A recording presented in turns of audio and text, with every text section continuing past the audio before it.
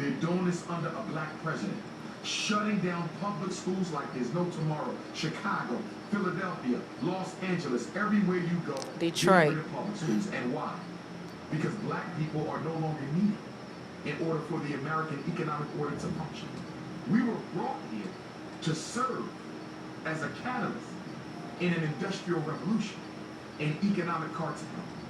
Well, the immigration bill that's being championed now is all about doing what? Replacing blacks in the labor force. That's all it's about. The immigration bill does not include most African countries. The immigration bill does not deal with Haiti and other jet black Caribbean islands. The immigration bill is about Latinos and Mexicans and helping them to replace Africans in the workforce, to totally remove America's dependency on the black laborer, something the government has been working on since 1865 in the 13th Amendment. Get a good education and get a good job. That's what my parents said to me.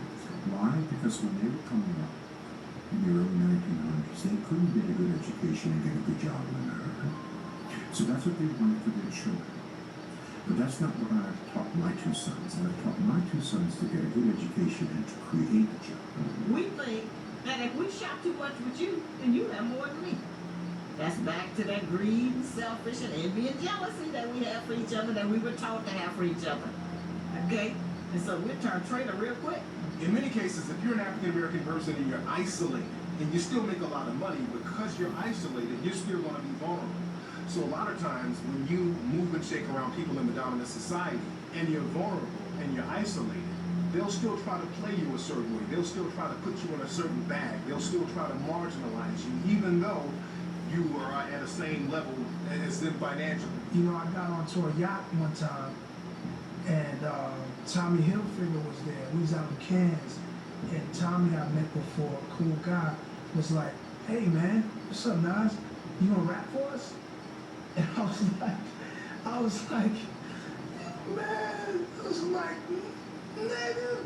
It goes against the nature of European democracy for African people to be successful. And when there is success, there will be repercussions to those who may not be able to defend themselves as the ones who are having success. And it's important that we as a people understand this and protect our people from this concept. Europeans do not share power with African people. That's rule number one of white supremacy.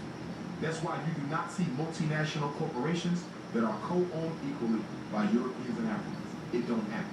Michael Jackson was one of the few African-American people who slipped through the cracks. Michael Jackson manipulated the game, and he got into a position where he did a deal with the Japanese and ended up owning half of the publishing of most of the music artists in the country, or in the world for that matter. And because the dominant society does not like to share power with African people, he became a target because he was in a position by himself and he became vulnerable. And we see what happened to him. Black people had access to wealth. Let's go to capitalism. Because in order for capitalism to work, we gotta have what? A large pool of unemployed people. If you ain't got broke people, you don't get rich. That's how capitalism works. It exploits the poor. If half the black people in America had access to the loans to put their business into play, would there be enough of us to work? You see that problem? You can't have too many people having their own business because now McDonald's and Macy's and everybody else in Ford, they got people to slave for them. And that's one of the reasons they mass incarcerating black men. We need workers, and we can't get them on the street no more. So we're gonna lock y'all up and force y'all to work. America makes money when black people acting the way that they act. When black on black crime rises in these cities, what's the first thing that happens? Police get new guns, new cars, grants, all kind of things. It's money behind black people being this way. And that's when they wiped them out. Remember, the Black Panthers didn't get wiped out till that new group come through talking about Kelly Cop, we talking about breakfast program. So our vote is critically important. Make no mistake. But if you were to ask any astute politician, regardless of color, but particularly of color, what's more important, your vote or a check? They would tell you in a New York minute, a check would be more important than your vote. In fact, if I can get a check from you, I ultimately can get your vote. Ask Barack Hussein Obama, had he not put together a machine, a platform, to raise $1 billion, because that's what it took to become President of the United States, we would not be calling him the President of the United States. It takes money. So while we will give the average Democratic politician our vote, we don't write checks. And that's where the real power is. People come to America, the Asians, the Arabs, the East Indians, and they say, you people are lazy.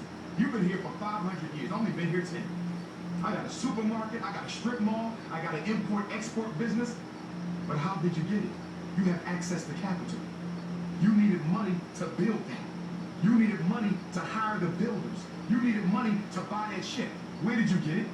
You either came with it or you got it from an American bank. We are kept from accumulating wealth, and we are kept from accessing capital because the banks of America are not going to finance a black economic revolution. Do you know what happens when you come over here as immigrant? They're going to pay for you. When you come over here as a refugee, why do you think the Ethiopians have these shops? We brought them in as refugees. I was trying to prove to the communist world. Okay? And that's why. Why do you think the Indians, 7-Eleven, all that? The Koreans. At the time, everything you picked up was made for them. But nothing we made the Korean war or the government to do. So we can get some of our money back. So we bring you in, loan you money to open up businesses. But you have to pay us to go back. I'm going to tell you as a black person, you must support black businesses. You ain't crazy. So, all things being equal, this is what I would like for black people to understand. Jews do not support Jewish businesses just because they're Jews. That's not true.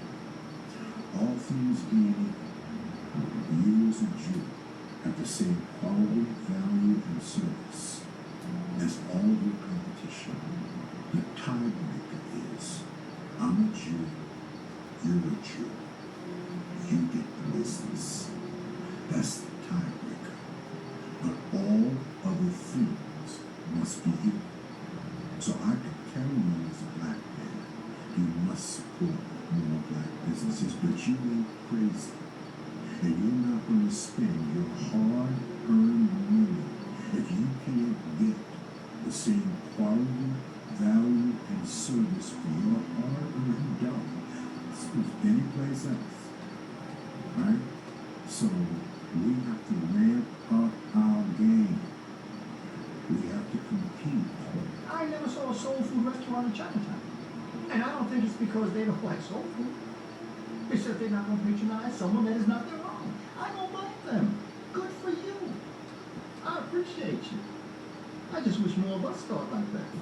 Most people don't know how to accept us, even though we made it out, even though we make it art, and they don't know how to accept us in their circles now. So when they say you're going to rap for us, they don't even know if that's disrespectful sometimes. Steve Jobs, when he died, he had $300 billion in his personal checking account. Did you hear me? And he couldn't make 58. I got a little trifling uncle in Chicago, stay drunk, can't read, can't write, cuss out everybody, and just keep laughing. He 100 more. And Steve Jobs here probably. Most of those stores never worry about scholarships for their children. We are the source of their children's scholarships to school. While we are buying their products and threatening our children, telling them we ain't got the money, their children are going to school on the money that we are giving.